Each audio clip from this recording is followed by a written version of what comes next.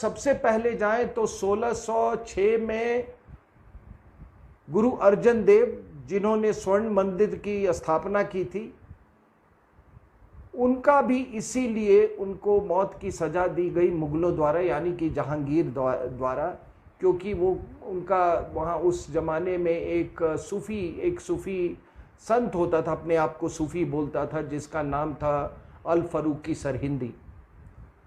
सरहिंदी अकबर के ज़माने में भी था और वो बहुत उसको इस बात का कष्ट था कि अकबर की कुछ ऐसी नीतियां थीं कि जिससे कि वो सब धर्म को, मतलब वो इज्जत देना उन्होंने शुरू कर दिया था। उन्होंने एक अपना मज़हब, सारे मज़हब को वो इज्जत देना शुरू कर दिया था, और उन्होंने एक अपने मज़हब भी का इजाद किया था जिसका नाम था दीन-ए इलाही। तो वो जहांगीर के कान वो भरता रहता था, और जहांगीर के हाथ में जब सत्ता आई तो सबसे पहले उसने यही किया, उन्होंने गुरु अर्जन देव को बुलाया और गुरु अर्जन देव से पूछा, को कहा कि भाई या तो आप इस्लाम कबूल कर लो और या नहीं तो फिर आप मौत की सज़ा लो।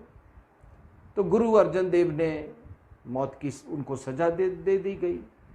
अब आप थोड़ा ये कोई 70 साल और बाद में आए तो गुरु तेग बहादुर, आप सबको मालूम है कि गुरु तेग बहादुर के साथ क्या हुआ था, किस तरह से कश्मीर के ब्राह्मण उनके पास गए थे और उन्होंने कहा कि हमको हम इस कष्ट से हम कैसे निजात पाएं, हमें तो बड़ा मजबूर किया जा रहा है।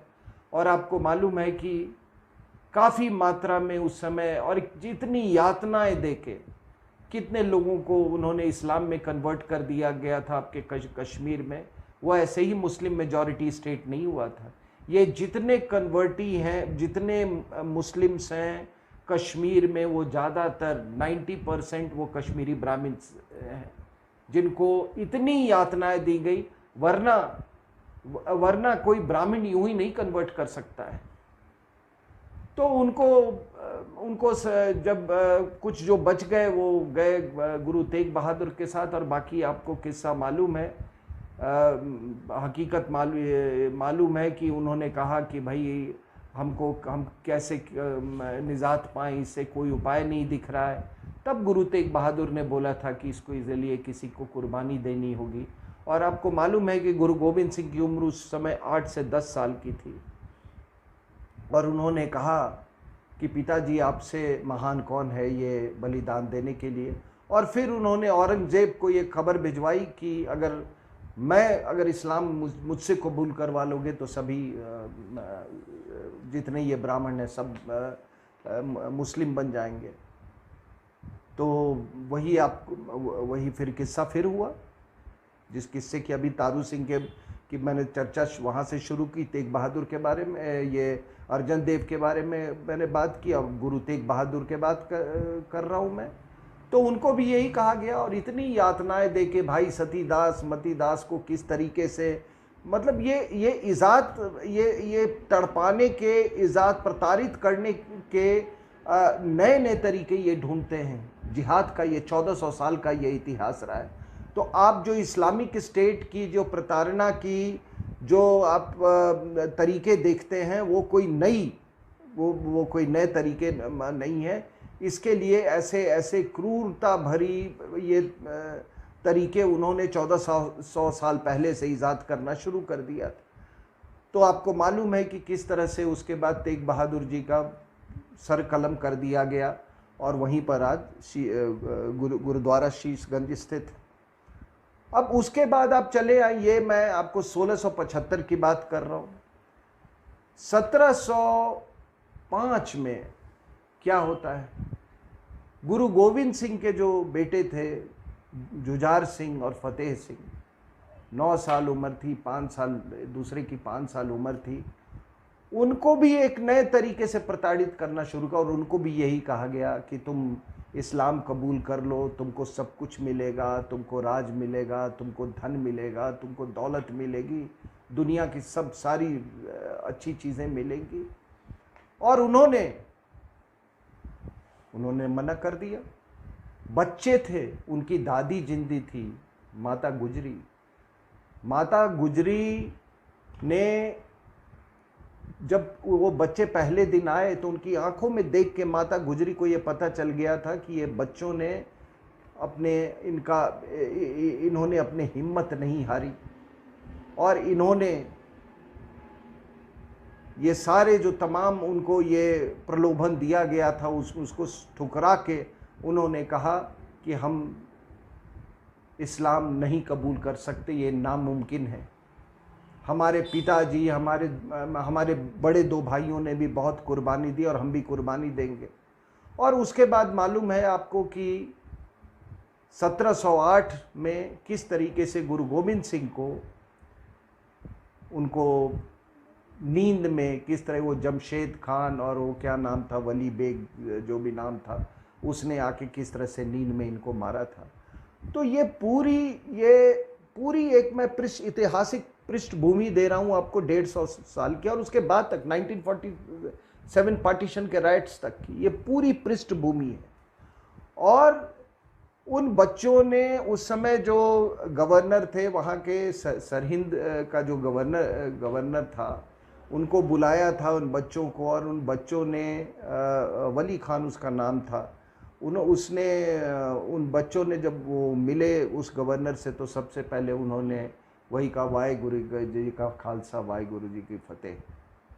और 1745 में जब गवर्नर ज़कारिया से मिलता है ये वो भाई तारू सिंह मिलते हैं तो यही कहते हैं, वाहेगुरु का खालसा, वाहेगुरु जी की फतेह। तो उसने फिर ज़कारिया ने कहा भाई तारू सिंह की, मैं पृष्ठभूमि देने के बाद मैं फिर वापस तारू सिंह की बात कर रहा हूँ, फिर उनसे कहा कि भाई इस्लाम कबूल कर लो। तो उन्होंने कहा कि अच्छा एक बात बताओ मुझे कि क्या मैं इस्लाम कबूल करूँगा तो मैं क्या, मतलब कभी मुझे मौत नहीं आएगी, इसकी गारंटी देते हो? तो ज़कारिया के पास जवाब नहीं था। तो उन्होंने कहा कि जब इस दुनिया में आए हैं तो एक दिन हम सबको जब मरना ही है तो हम फिर क्यों अपने गुरु और अपने पंथ के साथ हम विश्वासघात करें। तब जाकर वो ज़कारिया ने एक मोची को बुलाया और कहा कि इसके जो सर की जो चमड़ी है बाल के सहित उतार दो। और उसने वो उसी तरीके से उसने कहा जो था उसको किया। लेकिन उसके तुरंत बाद ज़कारिया जो है वो तड़पने लगा, और तड़प इतनी उसकी बढ़ गई, उसका सारा पेशाब का रास्ता उसका रुक गया, इतनी तड़प हो गई कि वो बेचैन होके उसने कहा कि मैं सिख पंथ से माफ़ी मांगना चाहता हूँ।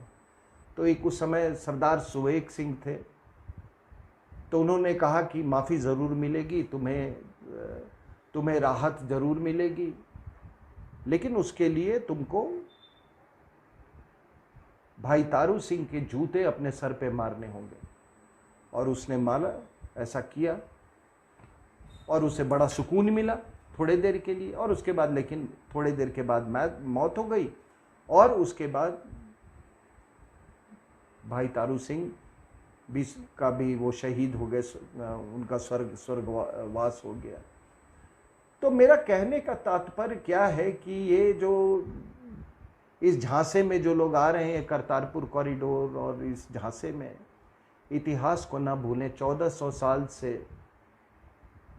ये इतिहास नहीं बदला है, न जिहाद का स्वरूप बदला है, न प्रताड़ना की के तरीके में कोई बदलाव आया है। सिर्फ इतना है कि आज आपको वो उस संख्या में नहीं है, उनका राजपाट नहीं है कि आज वो प्रताड़ना नहीं उस तरह की दी जा रही है। लेकिन आपने देखा उसी का जो मॉडर्न आप जो स्वरूप देख रहे हैं, इस्लामिक स्टेट, वही है। तो ये हम ये करतारपुर कॉरिडोर, इसके द्वारा हम कैरिड अवे ना हो। मैंने तो आपको जस्ट सिर्फ 150 साल की मैंने एक ऐतिहासिक पृष्ठभूमि बताई। और तब मुझे एक ये बात आता है कि आप बताइए, हमारे यहाँ लोग कहते हैं कि सूफ़ी, ये सरहिंदी जो था ये तो सूफ़ी था। और मैं भी ये बात मानने को तैयार नहीं हूँ कि जब मुसलमानों का इस तरह का व्यवहार था गुरु अर्जन देव के तरफ, तो उन्होंने कोई जो कहते हैं कि उन्होंने बड़ी वो स्वर्ण मंदिर बनाने में बड़ा योगदान किया, मैं इस बात को मानने को तैयार नहीं। अगर उनके अनुयायी होते तो वही खिलाफत में खड़े हो जाते, वरना आपके अनुयायी कैसे? बाकी जो उनके जो लोग जितने सिख शिष्य थे, भाई तारू सिंह क्या थे? एक शिष्य थे। ये गुरु गोविंद सिंह साहब के बच्चे क्या थे? तो एक बच्चा जब इतनी बड़ी कुर्बानी दे सकता है, तो अगर मुसलमान अनुयायी भी थे तो वो भी वो कुर्बानी दे सकते थे, नहीं दिया। इसलिए मैं ये जो लोग इसको कथन है या ऐतिहासिक ये इसको फैक्ट बना के इसको प्रोपगेट करते हैं कि मुसलमानों ने बड़ा योगदान किया और बड़ी उस समय वो सिख पंथ में मुसलमान भी बहुत थे, मैं इस बात को मानने को तैयार नहीं हूँ।